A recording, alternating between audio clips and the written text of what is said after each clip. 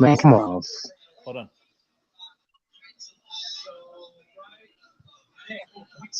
They count the They basket. counted the basket.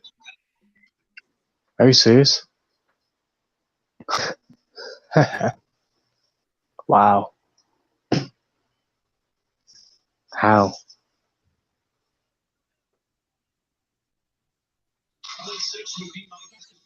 That's what he's saying. He's saying hit the ball, hit the rim.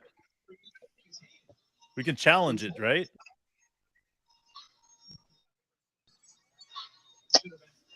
I know. I don't even understand this, man.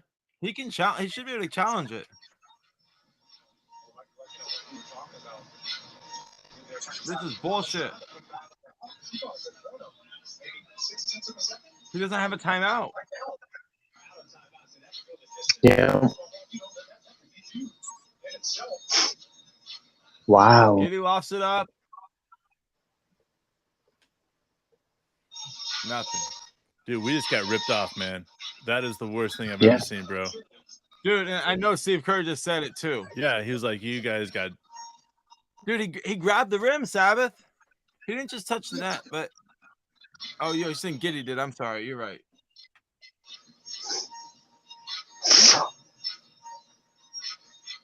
All right, man.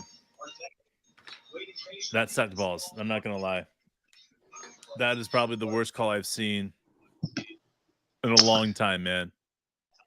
That was some serious fucking ball suckage. Look, yo, you know what? We lost, but we need to talk about this real quick. I'm still in shock.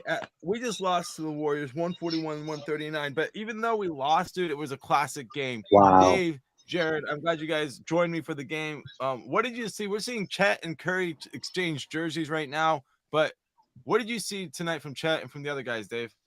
Well, I saw from Chet straight up. I mean, the fact is that we went out there and we knew that we weren't going to have Shea. We needed to have somebody that we could count on at the end of the games, and that was Chet, man. 24 points, 1 block, 1 steal, 5 assists, 8 rebounds. He shot incredibly efficient, got to the foul line, 8 for 8 in the foul shots. He did everything that you needed to do, 2 for 2 and 3-pointers. Only took 9 total shots. For 24 points, incredibly efficient. That's exactly the type of basketball that we need to see from Chet. But it was more than just Chet, though. We had a couple guys that just pulled things out. You had Dort with 29 points. You had J-Dub with 18 points. You had Josh Giddey with 18 points. You had Cason Wallace with 13 points. And then off the bench, you had Isaiah Joe with 16 points. So this is just, again, what happens when the team plays well. And our offense was being run through. We were getting our foot in the lane. We were rotating the ball. We were doing everything it was that we needed to do. And I think there was only a couple stretches that we were settling from threes instead of actually doing what we needed to do and attacking the hole and getting our foot in the lane and passing the ball. Yeah, I mean, for me, like, when I look at this, I look at a team that didn't have their best player, all-NBA player, and they were able to get it all the way down to an opportunity to win it at the end. We didn't play perfect. We made some mistakes toward the end. But, Jared, what do you think about that final play? Like, kind of break it down for us. Man, that final play, I really think that they should have went into to Dort a little bit more. Oh, yeah, I mean, Dort, what was he, 6 for 6 from deep? I mean, it was incredible what he was on. He was hot, dude. It was 20 points for tonight for Dort. The way Cason Wallace came out and he played, it was a hell of a game for him. Yeah, it was. I mean, every single guy who played huge minutes. Wiggins played huge minutes. Everybody played big, but like all the way down to that moment where Draymond broke, like he went right at his face, dude, with his elbow. It should have been a flagrant foul. The refs gave him the benefit of the doubt, and then they go off and they give him the benefit of the doubt on the final bucket there by Steph. Steph scores, but Draymond grabs the rim, and they don't call the right call there. They totally blow it. I've never seen them blow it so fucking much. We should have had overtime, but whatever, dude. These refs were obviously like junior crew. Well, to me, it's disrespect. Let's just be honest. Draymond Green was disrespecting the refs all game, and then it came to the end of the game, and they had 2 calls to make, and that was an elbow to Chet's face that they blew, and then they blew the game which should have been an overtime game. Everybody knows it. Everybody in the stands, everybody that's going to watch it afterwards. The NBA is going to come out and say they missed the call and they feel bad because that is part of the rule is missing calls like that. Mhm. This is unacceptable in my opinion, is because it came down to a few plays, and those few plays were massive plays that these refs Yes. missed. And we can say these guys missed shots in certain situations that we should have hit a free throw here, a free throw here. But when push came to shove, what it came down to was two things. One, 19 turnovers. Second is we did not get the calls that we needed to get in order to win this game. And in order to win any game like this, you need to get the calls. And tonight, we did not get those calls. Yeah, and what good is a 2-minute report? Yeah, exactly. Like, if they're not actually gonna like look at the rest of the game. Like, yeah.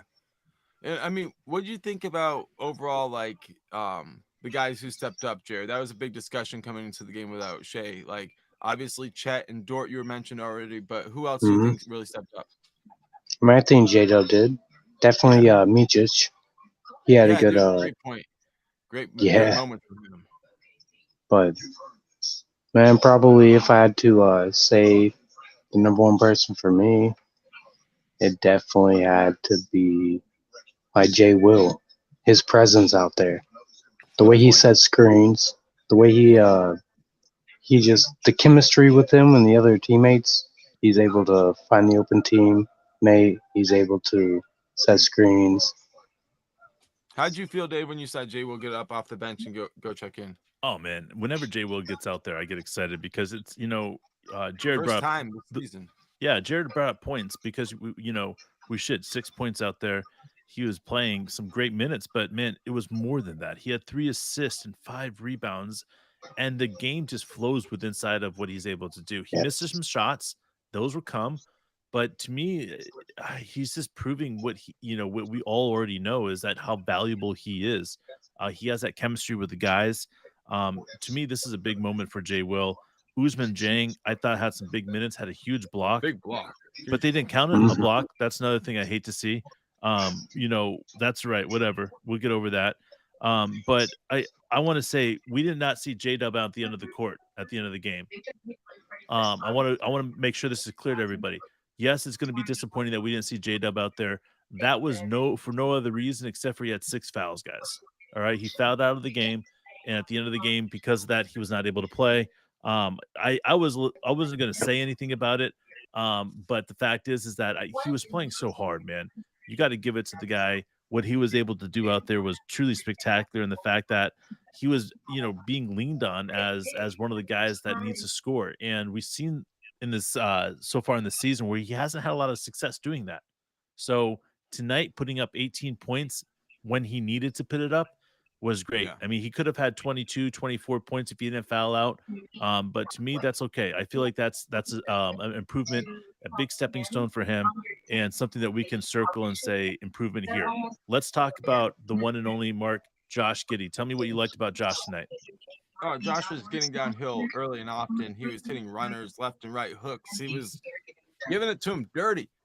He's getting him the giddy. And it was nice, dude. It was what you wanted to see from him. Was he the slot wizard? To be aggressive. Yes, exactly, dude. But what do you think, Jared? What did you see from him yourself? Man, I really thought that he asserted himself within the third quarter. He started getting really downhill. Started using more aggressive dribbles just to get out of his break his man down, get to the hole. Dude, he looked good. Yeah, he did. Yo, for me, what I want to say, and we'll let you get out of here, Dave, because I know it's about bedtime for you already past. But when I saw Kaysen out there and Dort and J-Dub defensively guarding the 3 best players on the Warriors, I just had this feeling of like, we're gonna be all right. We're gonna be all right today. We're gonna be all right tomorrow. We're gonna be all right in 5 years. We're gonna be right in 10 years. Like, Sam Presti knows what the fuck he's doing, and this team is made to beat the best teams that have ever played. That's what we got to remember, and that's what's right. And Corey's right. We'll get him next time. And we want to say thank you to everybody, including Jared. We love hanging out with you, bro. Dave, as always, in the chat. you guys light my asshole on fire in a good way. Love you. We'll Bring see it you next down. time. Oh. Robert, love you guys.